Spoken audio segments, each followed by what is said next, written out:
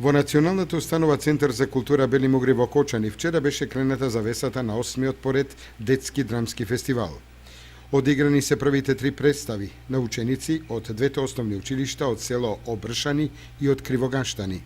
Тоа беа представите Ех, мода, мода, Гневот на Зевс и Забранета љубов.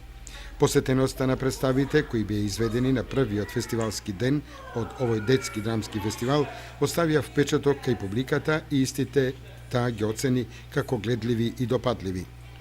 Денеска на вториот фестивалски ден беа изведени представите со аматерите од Берово и Охрид. Драмската секција од Основното училиште Дедо Илјо Марнишевски од Берово се представи со битовата пиеса Чорбаджи Теодос, а драмските аматери од Основното училиште Кочорацин од Охрид со представата Соживот.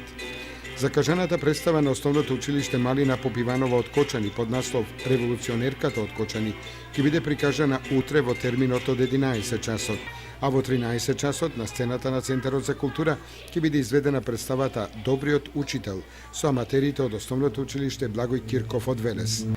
Во вечерниот термин во 19 часот и 30 минути ќе биде отворена ликовна изложба.